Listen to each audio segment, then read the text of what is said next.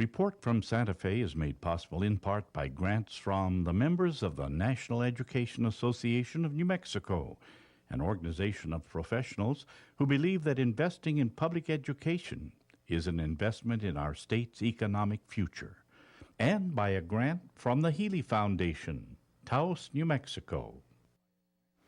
Hello, I'm Lorene Mills, and welcome to Report from Santa Fe. Our guest today is Frank Willett, ceramicist potter extraordinaire. Thank you for joining us. Anywhere, anytime, and any place that I'm around you is delightful. Well, it's Thank you. a great pleasure for me. We are celebrating today the fact that you received, this week you're going to be awarded it, the 2013 Governor's Award for Excellence in the Arts. It's New Mexico's highest artistic honor. Congratulations. Well, thank you indeed. It was a surprise to me. Somebody told me that this had happened the other day, and I couldn't imagine why. There's so many people that should be doing this instead of me, but what the heck, I'll go for it. I'm glad you're going for it. You are in very good company. There were other honorees this year: Jim Wagner, Eduardo Gonzalez, Darren Vigil Gray, Jenny Vincent, Aria Finch, and the Mimbres Region Arts Council. So there are many workers toiling in the field to improve our artistic climate. I know. I looked them all up on the web, and indeed they're impressive. Yes. I can't believe the company I'm in. Well, you are impressive yourself. You've been working in clay for over 60 years, haven't you? Well, yeah, I finally, when I was a young person, found something I can do that I wanted to do. And in the midst of backing away from those things I didn't want to do, my dad wanted me to be a electric engineer and engineering in electronics and stuff like that, and I didn't want to do that. I didn't want to work in a town, particularly downtown, in an office or something, and so I sort of cut out all of the things I didn't want to do and backed into the corner of the arts in college, and I could identify with the people in art. They were all half nutty like me. And so it was a lunatic fringe in the culture, and it's a very comfortable place for me to be.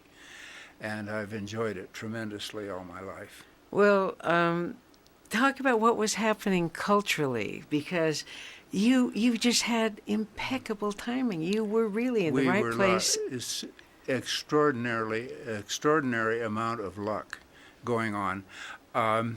After the war, this was in the 50s and so forth, when I was in college, and then into the early 60s when I graduated from college, the culture was sort of opening up. It was after the war. It was really good times, and people had money, some loose money to spend on the arts, and were interested in the arts and crafts at the time, so it was a good place to be. And I just sort of rode on that crest of enthusiasm for the arts, theater, and all of this stuff was going on, and it was kind of fresh in our culture to have it be so prominent. And I went into teaching in art, and then went into being a professional potter, and it all worked simply because the societal climate was right at the time. Well, it was interesting because in the 60s, people were very open to other cultures and other ways of doing things. And then there was this boom in housing. Everyone had a home. They wanted to create their own environment in their own unique way. Yeah. And handmade artifacts and handmade pots were just extremely popular.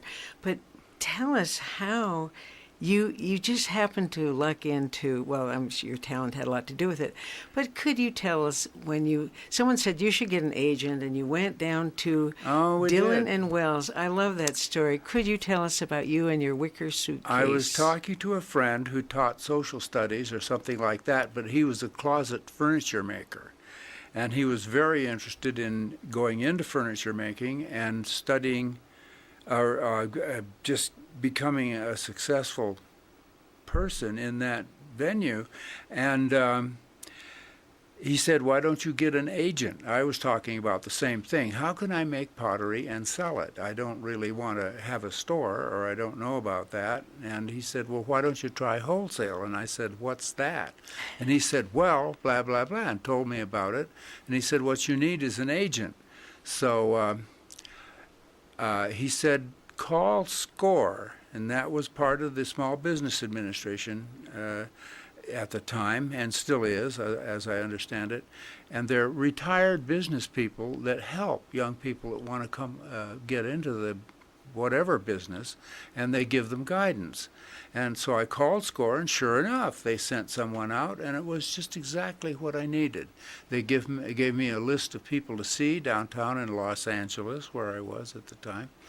And the first people I went to looked, well, at first it looked like I was way over my head. It was a very, very spiffy place. Thick carpeting and people all dressed up and very, very elegant, both in what they were selling and themselves personally. And so they said, I called them on the phone, and I made an appointment and went down with my little wicker basket full of pots that I had made, wrapped in towels, and put that same wicker basket on this great big beautiful walnut desk in this office. And I got out the pots and set them along the desk, and the fellows, a guy had come in behind me, and I didn't see him or hear him, and he was looking over my shoulder at these things, and he said in a big, deep, booming voice, "Wow, I think they're lovely." And I about fainted. Anyway, they decided they'd like to take my work, and that they'd come out and talk about it, which they did. They came out in a nice, was a Cadillac Eldorado at the time, one of those fancy sport car things, and they got out and came in all dressed up and looked at my pots, and they said, yes, we'd like to handle these. Work up a line and bring it down, and we'll put it in our showroom, and we'll sell them for you. And that's exactly what they did. They were very successful. That's, of course, in this, as we said before, is in the blooming of the craft movement in this country at that particular time. It was in the late 60s, and it was a good time to do this. These fellows had connections all over the planet. Their showroom was visited by buyers from everywhere, and we were very successful, and it went very well. And I was lucky in the things that I chose to make for the market. What I tried to do is make things that I thought people would like to buy and have in their homes. And they're just all functional ceramics. And I did that, put these out, and by Jove, it's just a simply lucky guess. And it all moved very well. So you described them coming up with the first check with orders that was yes, probably beyond what you had I imagined. know. Well, they have a show every January for the summer tourist season. That's the wholesale store. It gives you time to get your orders all settled out, get the stuff made and shipped, so the people have it in time for the season. And then in July, they have one for the Christmas season. So, and this was at that time it was for the July show that we got ready, and then going into the fall, after the show, the mailman came and dropped the usual mail through the slot in the door, and thump, this envelope went on the floor, and I thought, what's that? And I picked it up and put it on the table, and it was from Dylan Wells. And I opened it up, and here was $17,000, that's in those days, Yeah. worth of orders for the pottery. And I thought, this is not going to work in our garage, which is where I was making stuff. So I hurried around and got some commercial space, rented some commercial space, and had to buy kilns, had to set up the whole space, which I did in about 2 weeks. sweating blood and working frantically and getting up and running, and got some guys from the college where I had graduated, Long Beach State, just down the road a bit, and we set up and got everything up and running, told the boys what I was up to, and the kids coming out of school now, and I had just graduated not too long before that myself, they were better than I was already, and so they just took over and ran with it, and we got the whole job done and everything delivered, and it was a frantic time, but nonetheless doable, and we did it, and it worked. And then the orders increased, yes, and increased. Yes. The next show, it's a half a year, there was $27,000 worth of orders, and then $32,000 worth of orders, and then $44,000 worth of orders. It was building up, and it just looked like there was no stopping, and we were just working away and having a good time and getting it done, and we didn't try anything particularly difficult or impossible. Mm-hmm. It was just functional stoneware and pottery, and we made it all and got it out of there, and wow, it was working. And then I'll ask you a little later how you came to Santa Fe. You moved here with your family and your very talented children, and you started in 1971 Santa Fe Pottery. We did. And you started in collaboration with your wife of 30 years, Louisa Baldinger. We had come to Santa Fe in 1971, the spring of, to visit some friends that had moved here. And this was Chuck Johnson, who was an architect that we knew in the Los Angeles area. And he and Beverly and the kids were friends, and we would go to their house for supper, and they'd come to our house, and we'd have a lot of fun socially. And so we got a Christmas card from Chuck and Bev from Santa Fe, and we called them up. We got their number from information and called them up, and asked them what happened. They said, "Oh, we forgot to tell you," and a lot of other people, that we just simply moved. We got sick of the stress and the crowdedness and the smog and the pollution and stuff, and in L.A., so we just sold out completely. And they had a rather nice big home in Palos Verdes is where it was, a new great big residence there that was rather fancy. And but they'd sold the whole thing and kept one piece of furniture. It was a shaker chest of drawers. And they had it in their car, and they drove all around in the United States looking for a place they'd like to be, and it was Santa Fe, and they settled here. And so we finally managed to come over to them and visit them, and looked around in Santa Fe and thought, whoa, this is very different from any place we've ever seen.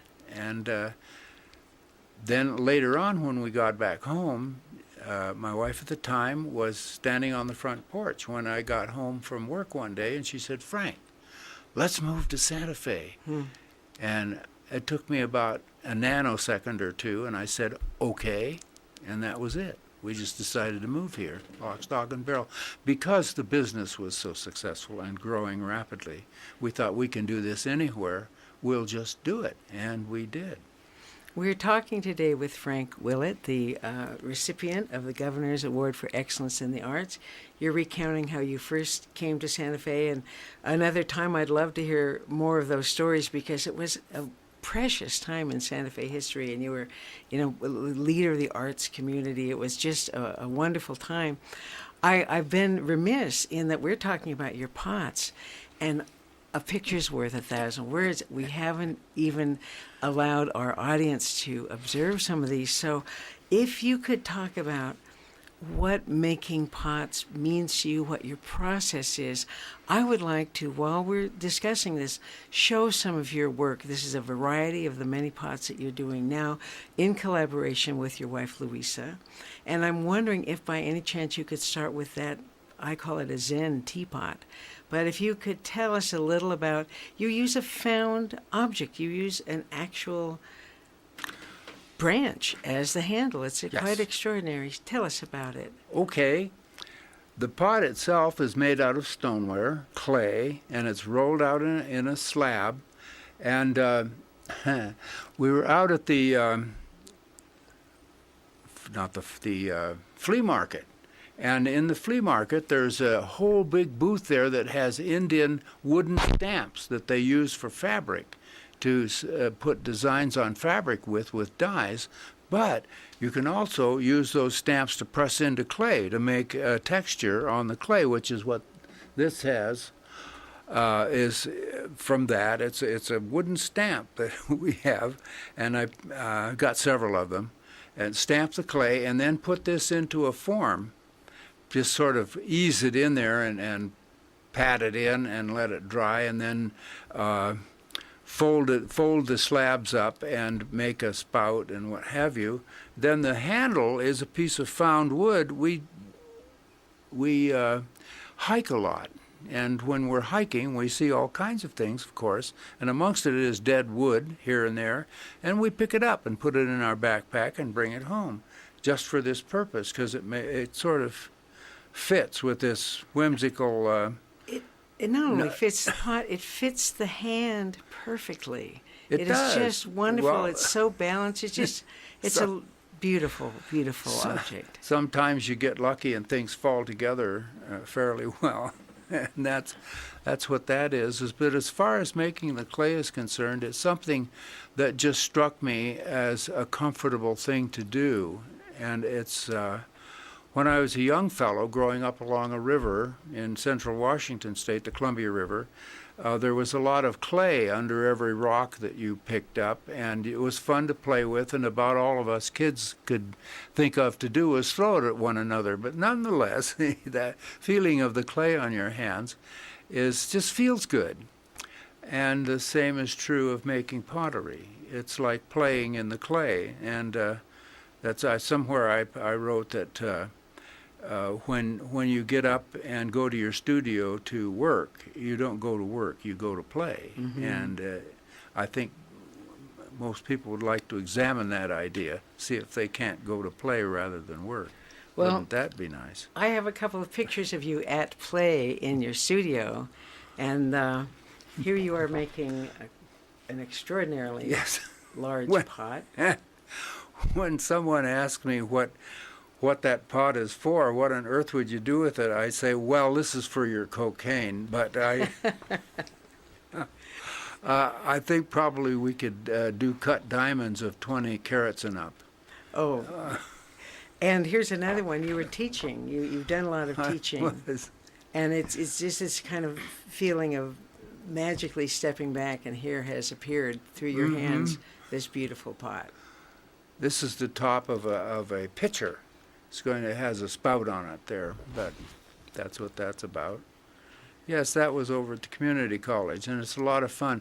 The community college here is a very interesting place. They have a tremendous distribution of students with all kinds of backgrounds, and it's an interesting aggregate of people to be involved with.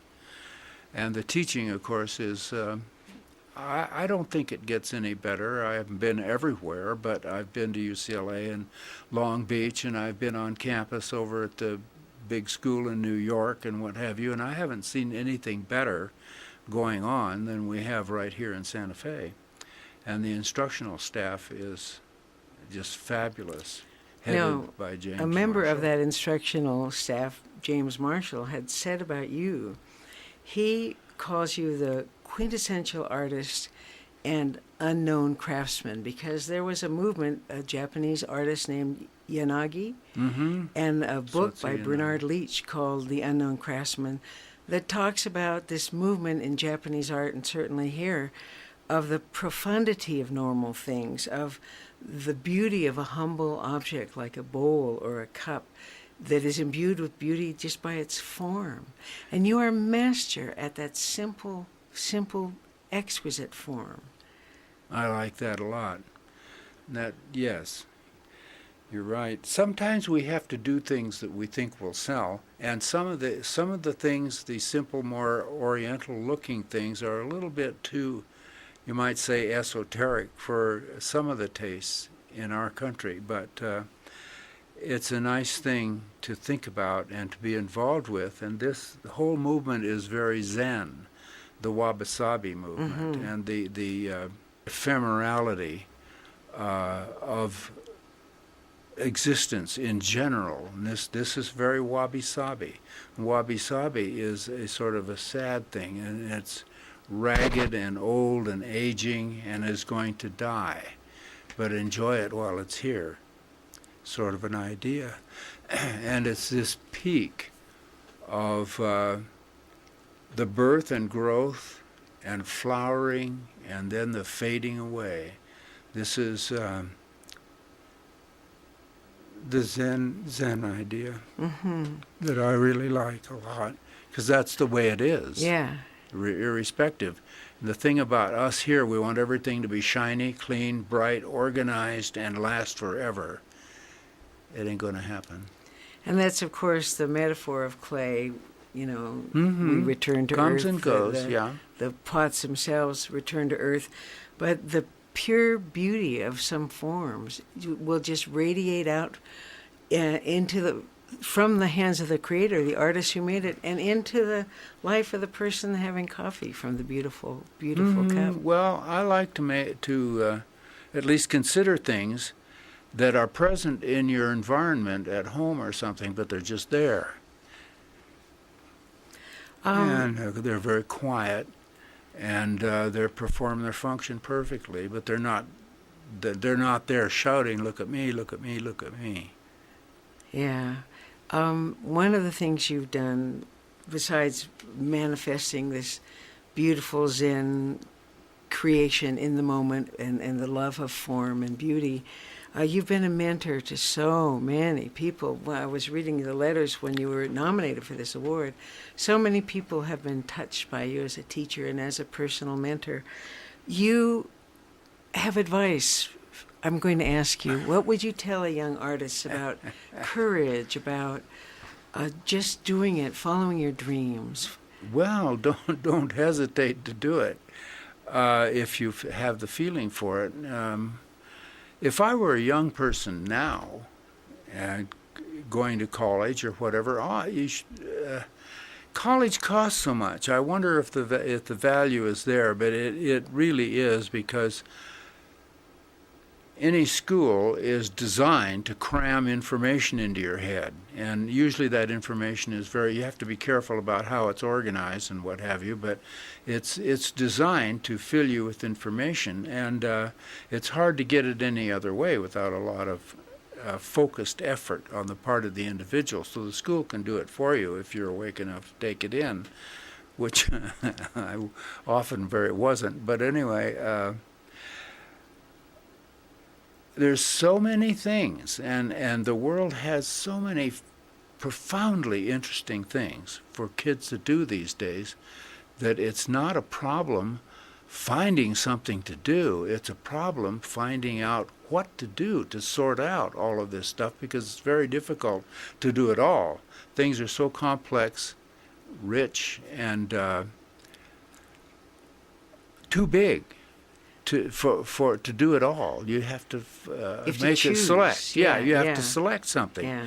And hopefully you select something that's very interesting for you, that you feel that you have the energy to get involved with, and just simply go for it. If it's in the arts, don't hesitate. It's all out there, and there's a lot of competition now. A lot of young folks want to get into the arts.